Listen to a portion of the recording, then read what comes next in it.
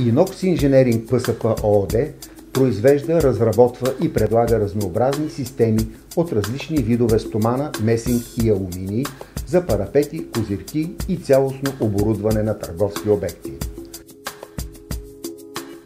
Разработката и идеята на нашето производство стартира 1992 година. След което следваха много така различни и бавни етапи и може би наработки постепенни, свързани основно с опита и с познанията. Първо, докато обучиме персонала, след което да се разшириме, след което вече пристъпихме към изграждане на собствената сграда и собствената си земя, където се намираме в момента. Първоначалната идея беше за парапети, огради, козирки. Красотата на нашите изделия беше приоритета, когато измисляхме и проектирахме нашата система. Разбира се, това в годините е много развито, много напред. Алтернативите вече са много, но тогава ние бяхме първите. Дълъг е списъка с изградените обекти на Inox Инженеринг ПСП ООД. В България имаме повече от 3000 обекта, където са използвани наши конструкции, където са използвани наши произведени тук в Волуяк материали и компоненти, но нашата гордост са международните летища, като например в Москва, Шереметиево. Нашата гордост са тези сгради, които в продължение на много години са били и по-настоящем са сгради на годината. Някои от тях са в София, някои от тях са във Варна, в Бургас, но ние имаме подобни спечелени конкурси и в други държави. Имаме огромно количество референции от компании по цял свят, но не това е предмета на нашата гордост. Предмета на нашата гордост е това, че сме един екип от хора на възраст от 18 до 65 години с така огромно желание да покажат, че и ние нещо значим. Нашите дейности са доста интересни, по-специално моята дейност е доста интересна. При мен един чертеж, ако отнеме 2 часа или 3 часа, на производството ще му отнеме поне 3 дни, за да бъде произведен този детайл. Относно производството имаме много добри технически характеристики, разполагаме с почти всякакъв вид машини, може да произвеждаме абсолютно всичко, каквото е от метал. Мога да твърда, че тук в България сме почти най-добрата фирма за производство на метали. Щом нашите колеги поръчват при нас, а не поръчват на другите места, значи ние сме съвсем конкурентни. Продукти, изделия и технологии, които сме ги разработвали сами, внедрявали сами и съответно проектирали буквално от нулата, защото се поставя задача общо взето с някакво предназначение. И ние това предназначение трябва да го осмислиме, трябва да си напишем съответния техническо задание, след което да го реализираме, включая до някои уникални неща. Задачките, които са поставени пред нас от нашите клиенти, в развитието им, резултата от това развитие е по-голямата част от нашето оборудване е произведено и проектирано от нас самите, което разбира се е предмет на гордост, защото уникалното оборудване, с което разполагаме, на практика не може да бъде закупено където и да било.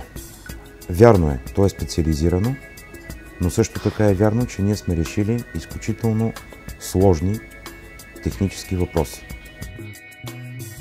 Производствените цехове са оборудвани с високотехнологични машини, необходими за разнообразното производство на компанията. Постоянно се правят инвестиции за обновление и усъвършенстване на технологичния парк.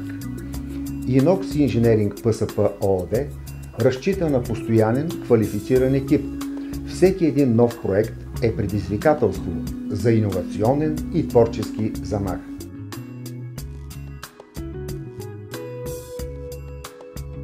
Работим предимно с немски фирми.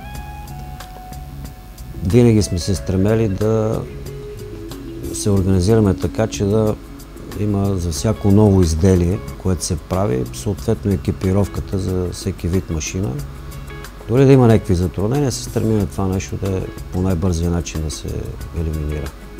Работата ми се състои в това да съблюдавам всичките процеси, които се извършват по техническата част в производството,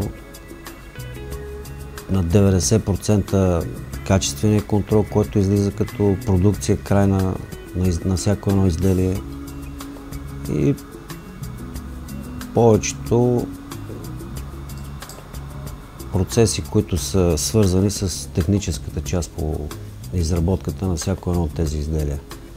Трудно на днешно време да се намерят оптималния начин на работа на екипа, но може би 80-90% от хората, които са постоянни като работа до момента.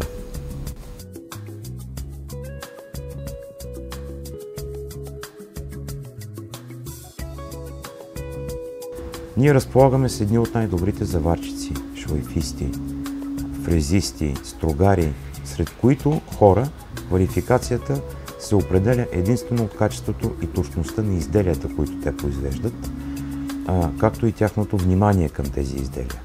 Ние сме много разнородни, имаме и младежи, имаме и такива младежи и деца, които са започнали при нас на възраст от 12 до 14 години като помощници, наблюдатели. И според мен това е единственият правилен начин да бъдат възпитани следващите, които идват след нас.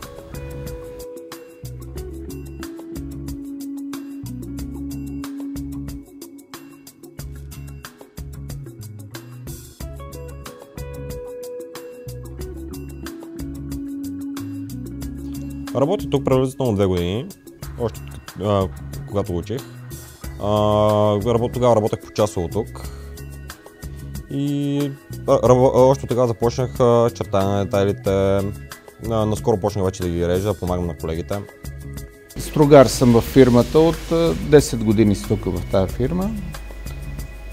Това съм го учил в училище, цял живот работим само строгар.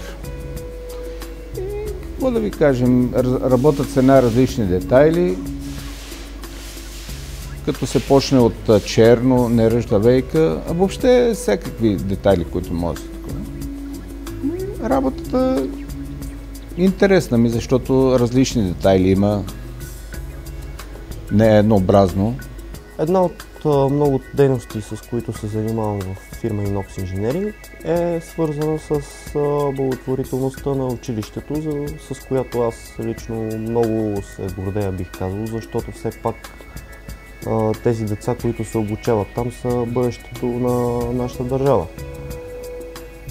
Когато дойде жената, която се занимава и организира тези ремонти в това училище, и сподели, че няма топла вода, първото нещо беше да предложа благотворително да даря бойлер на училището.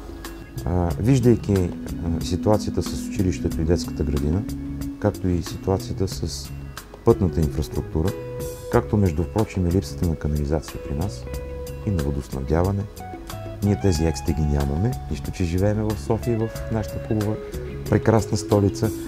Как реагирахме ние? Събрахме се и помогнахме на училището с голяма част, да не кажа всичките текущи необходими ремонти. Всеки с каквото може. Училището е подновено изцяло, сменена е дограмата, всичко е направено за удобството на децата.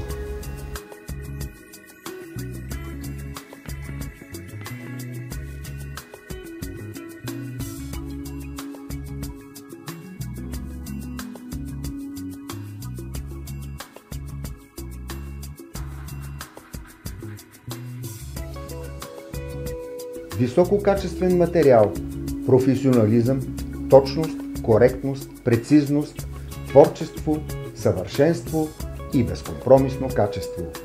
Inox Engineering, ПСП, ООД, София, България.